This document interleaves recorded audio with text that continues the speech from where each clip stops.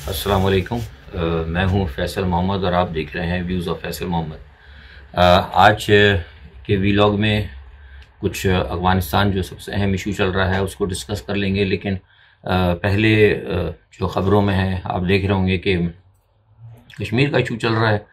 और हमने पहले भी कहा था कि जिस तरीके से वहाँ पर ये लोग कंपेन कर रहे हैं उसका अजीब कोई अच्छा तासुर नहीं जा रहा।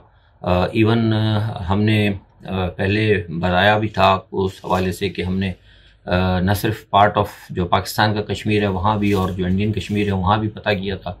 जिस तरीके से ये लोग एक दूसरे के ख़िलाफ़ ज़बान इस्तेमाल कर रहे हैं और जो वो जिस तरह की वो कंपेन चला रहे हैं उससे तो कश्मीरियों को बड़ी मायूसी है।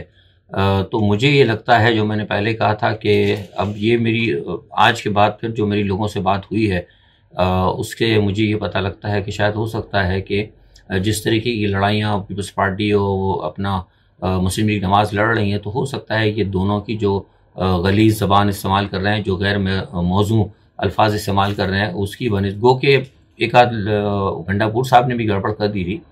लेकिन लगता ये है कि शायद ये जो आज़ाद कश्मीर का जो मैदान है वो आपकी तहरीक इंसाफ जो है मार लेगी।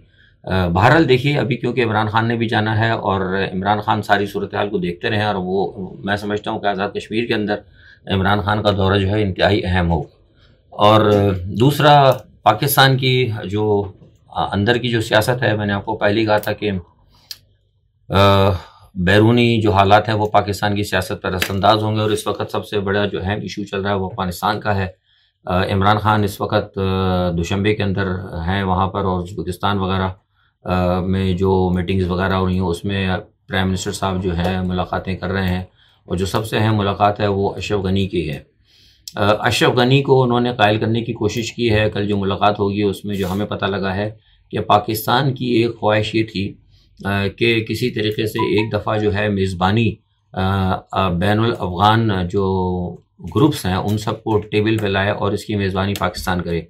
यहाँ मैं आपको एक ख़बर दे रहा हूँ कि ये भी पक्की खबर है कि भारत ने गुज़िश्ता हफ्ते कोशिश की थी, जो जयशंकर गए थे, भी रूस भी गए थे, और आपको पता है कि उन्होंने भारत तालिबान से भी मुलाकातें की थी। तो आस्ते आस्ते खबरें असल में बहुत सारी छुपी होती हैं, निकलती नहीं, एकदम नहीं निकलती, बाद वक्त कुछ दिनों बाद निकलती। तो वहाँ हमें ये पता लगा कि ये ख्वाहिश जो है जयशंकर की तरफ से भी की गई थी कि एक दफ़ा जो है सारे तालिबान न्यू दिल्ली में आए और दोहा की तर्ज पर एक मुज़ाकरात का जो है राउंड न्यू दिल्ली में हो जाए। लेकिन तालिबान ने बिल्कुल उसको यकसर मुस्तरद कर दिया है। जी हाँ, ये बिल्कुल पक्की बात है, तालिबान ने यकसर मुस्तरद कर दिया। और उनका ये कहना था तालिबान का कि तालिबान ये समझते हैं कि हमने जो एक इस्लामी हुकूमत की बात की है, या हम चाहते हैं कि सारी दुनिया के अंदर जो एक इस्लामी तशख़्ख़ुस है हमारा, वो तशख़्ख़ुस मजरू होगा अगर हम एक ऐसे मुल्क की मेज़बानी कबूल करें जो कि मुसलमानों के साथ दो दहाइयों से, यानी कश्मीर के साथ जिस तरह मुसलमानों के साथ कत्लेआम जो किया गया है और जो कुछ भी किया गया है उसको हम तशवीश की निगाह से देखते हैं और हम इसकी मेज़बानी कबूल नहीं करेंगे। ये बहुत बड़ी बात है। तो इसकी वजह, अच्छा, जब ये मनसूख हुआ तो उसके बाद फिर जयशंकर ने कोशिश की थी रूस के साथ भी बात करने की। रूस से भी कहलवाया गया था कि एक दफ़ा वो मेज़बानी भारत के अंदर हो जाए, लेकिन ये नहीं हुआ। अब अल्हम्दुलिल्लाह ये सुनने में आया है कि पाकिस्तान को ये एजाज़ मिल रहा है कि उन्होंने आने की जो है उस पर आमादगी भी ज़ाहिर कर दी है और तालिबान ग्रुप ने भी आमादगी ज़ाहिर कर दी है। तो मैं समझता हूँ कि पाकिस्तान को अपना नुक्ता नज़र पेश करने में, और सबसे बड़ी बात यह है कि जो तालिबान के साथ अपने आप को मज़ीद इन टच करने में लिए और इंटेक्ट करने के लिए मैं समझता हूँ कि ये मुज़ाकरात जो है बहुत काफ़ी मुफीद साबित होंगे। अच्छा, तालिबान के हवाले से मैंने आपको बताया था कि तालिबान ने कल भी मैंने एक स्टेटमेंट भी दिया था कि तालिबान ने जो शराइत रखी थी उन शराइत के अंदर उन्होंने कहा था कि हमारे जो कैदी हैं उनको रहा किया जाए, क्योंकि अभी तक वो रहा नहीं किए गए थे। तो उन्होंने कहा था कि अगर उन कैदियों को रहा कर दिया जाता है और अक़वाम मुत्तहिदा की जो फहरिस्त है जिसमें कि कुछ लोग उनके तालिबान के मतलूब हैं उनके अगर नाम निकलवा दिए जाएँ। अच्छा, अब यहाँ गौर ये करने की बात है कि जो कैदी जो भी अक़वाम मुत्तहिदा के मतलूब जो लोग हैं अफ़गान तालिबान के, वो बुनियादी तौर पर अफ़गान हुकूमत तो नहीं निकलवा सकती अक़वाम मुत्तहिदा की फहरिस्त नाम, लेकिन बहैसियत एक सरकार के वो अक़वाम मुत्तहिदा से रिक्वेस्ट कर सकती है। और जाहिर सी बात है कि अक़वाम मुत्तहिदा से वो रिक्वेस्ट करेंगे तो आपको पता है कि वो अमेरिका उनके सर के ऊपर है, अमेरिका का हाथ है। तो बुनियादी तौर पर ये एक उनकी बात है कि अगर वो अक़वाम मुत्तहिदा में जो मतलूब अफराद हैं अफ़गानियों के, तालिबान के, उनको छोड़ दिया जाए और क्या कहते हैं उनके मज़ीद जो 5000 कैदी हैं अगर वो उनको भी छोड़ दिया जाए तो वो बात करने के लिए मतलब 3 महीने की जंगबंदी भी करेंगे और बहुत सारे मामला पर आगे बातचीत करने के लिए तैयार है। लेकिन अब देखिए यहाँ पे जो असल डेवलपमेंट है ना वो क्या है, इस सारे सिनेरियो को ये आप जरा गौर से सुने, इसको स्किप ना कीजिए। अब इस सारे सिनेरियो के पीछे बन क्या रहा है मामला, बन ये रहा है कि जो दोहा के अंदर मुज़ाकरात हुए थे जिसके बारे में कल हमने बताया था, तो दोहा मुज़ाकरात के अंदर कतर के अमीर का भी इसमें हाथ था, पाकिस्तान की फौजी क़यादत का भी हाथ है और लोगों का भी हाथ है। चीन की भी कोशिश है कि वहाँ पे बैनुल अफ़गान जो है ग्रुपों के मुज़ाकरात हों और उसके अंदर बड़ी अच्छी बात है। लेकिन अब सब बात वो मानने के लिए तैयार हैं, लेकिन वो ये कहते हैं कि हम आपकी हर बात मानेंगे, लेकिन जो एक मुतालबा है अमेरिका का, अफ़गान हुकूमत का और यूरोप का, ये आप ज़रा याद रखिए कि अफ़गान हुकूमत का, अमेरिका का प्लस यूरोप का, कि अफ़गानिस्तान के अंदर वो कहते हैं कि जमहूरी हुकूमत कायम हो और इस तरह की जमहूरी हुकूमत कायम हो कि अशरफ गनी का जो सेटअप चल रहा है अभी मौजूदा अफ़गान हुकूमत का, उसके अंदर तालिबान जो है शमूलियत इख्तियार करें और बतदरीज मामले को चलाएं।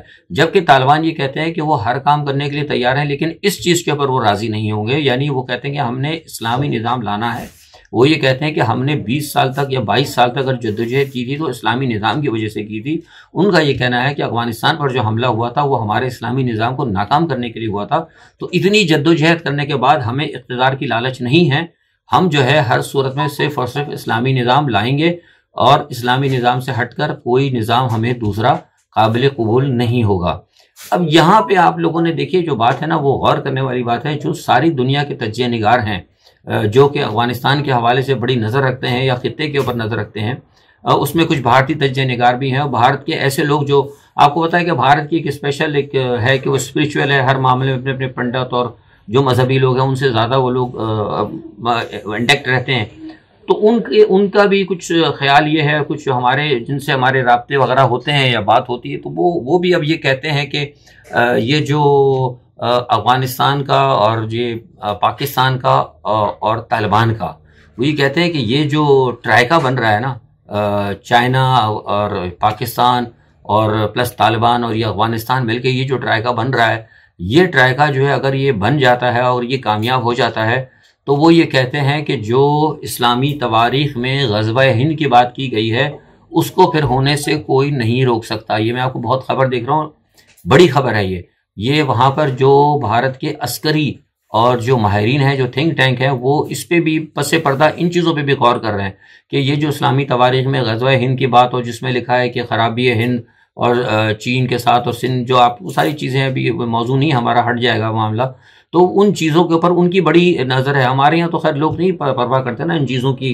कि इस्लामी जो मामला है या इस्लामी तवारीख़ या हदीस पर हम लोग तो इतना मतलब नहीं करते, क्योंकि हम तो समझते हैं कि बस हम मुसलमान हैं, सब कुछ है, हर चीज़ के वारिस सब बस हम हैं, जो है बस है, लेकिन हमने उस पर गौर नहीं करना। लेकिन वहाँ ऐसी बात नहीं है, क्योंकि उनको ख़तरा है मुसलमानों से, वो एक एक चीज़ पर रिसर्च कर रहे हैं। तो वो लोग ये कहते हैं, मुझे उन्होंने बताया, वो कहते हैं कि हम समझते हैं कि अगर ये ट्राइका आ गया तो फिर ग़ज़वा हिंद को होने से या उसके मारे वजूद में आने से कोई नहीं रोक सकता। तो इस बुनियाद के ऊपर जो है भारत के अंदर ज़्यादा तशवीश है और इसी बुनियाद के ऊपर मगरब के अंदर तशवीश है। ठीक है जनाब। अच्छा, इस सूरत हाल को देखते हुए एक नई डेवलपमेंट ये हुई थी, मैंने आपको कल बताया भी था कि बहुत ज़्यादा पाकिस्तान के गिर खतरात हैं। वो खतरात वो यही हैं कि कोशिश इनकी की जाएगी कि पाकिस्तान के अंदर जो प्रॉक्सीज की जाए, और अभी आप देखें जो कल हुआ है वहाँ पे एक वाक़या दासो डैम के पास, वो भी प्रॉक्सीज का ही हिस्सा है। तो अब उसमें एक चीज़ ये है कि भारत ने अब और अफ़गानिस्तान ने प्लस जो अशरफ गनी हुकूमत है और जो अमेरिकन इंतज़ामी हुकूमत है, वो इस तमाम सूरत हाल को बगौर देख रहे हैं।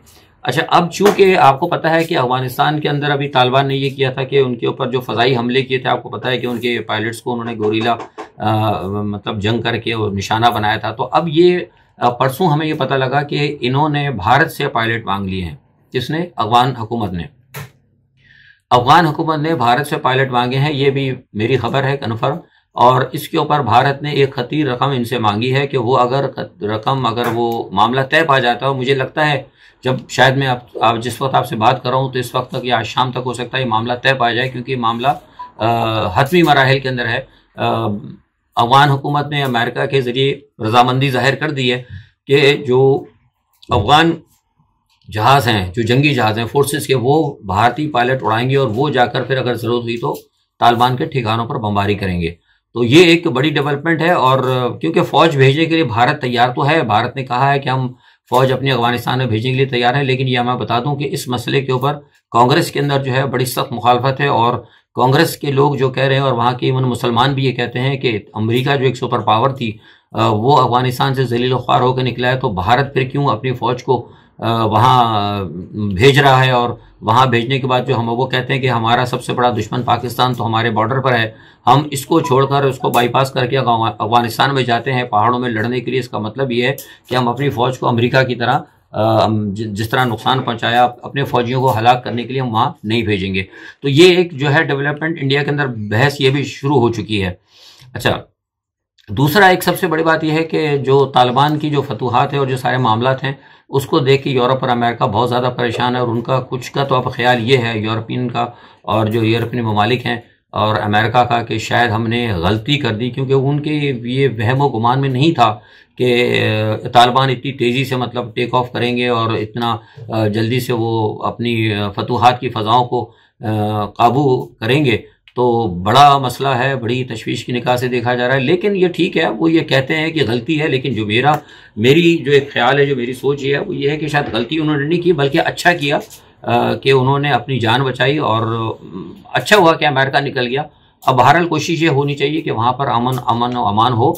और जॉर्ज बुश ने भी कहा है, और जॉर्ज बुश ने तो बल्कि ये कह दिया कि इन्होंने इराक से सबक नहीं सीखा कि जब इराक से अमेरिका ने फौजें निकाली तो वहाँ का क्या हाल हुआ था। तो जॉर्ज बुश और जो दूसरे हैं मुखालिफ, बाइडेन के मुखालिफ जो हैं, वो तो ये कहते हैं कि एक और नया इराक वहाँ पर आ जाएगा। इसमें कोई दो राय नहीं कि अगर खुदा ना खास्ता वहाँ पर अगर खाना जंगी होती है तो वाकई वहाँ के हालात जो हैं बल्कि इराक से ज़्यादा ख़राब हो जाएंगे। ये मैं आपको बता रहा हूँ, तो इराक से ज़्यादा ख़राब हो सकते हैं। लेकिन क्योंकि वहाँ पे मैंने इससे पहले कहा था कि दाइश भी वहाँ पर मौजूद है, अलकायदा भी मौजूद है। और ये मैं आपको पहले बताया था, फिर मैं इस खबर पे कायम हूँ कि अमेरिका की अभी भी कोशिश है वहाँ पे जो कंट्रैक्टर्स हैं ब्लैक वाटर या डेनकोर वगैरह जो हैं उनको जो है वो भी वहाँ पर मौजूद हैं। और वो बहुत सारे जो है ना वो दाइश की शक्ल में मौजूद हैं। ये जो दाइश कहा जाता है ना, बहुत सी जगह तो बताया जाता है कि दाइश है, नाम दे दिया उनको, काले झंडे लेके आ गए कि दाइश है। बुनियादी तौर पर होते तो दाइश है, लेकिन दरहकीकत वो भी अमेरिकन जो है कंट्रैक्टर्स ही होते हैं और वो उनको वहाँ मुख्तलिफ जगह पे मुख्तलिफ नामों से इस्तेमाल किया जाता है। तो देखिए ये सूरत हाल है और ये इस वक्त जो भी होता है नई सूरत हाल जो डेवलप होती है वो इंशाल्लाह आपसे ज़रूर बताएंगे। आज तक के लिए इतना ही। अपना बहुत ख्याल रखिएगा। अल्लाह हाफिज़।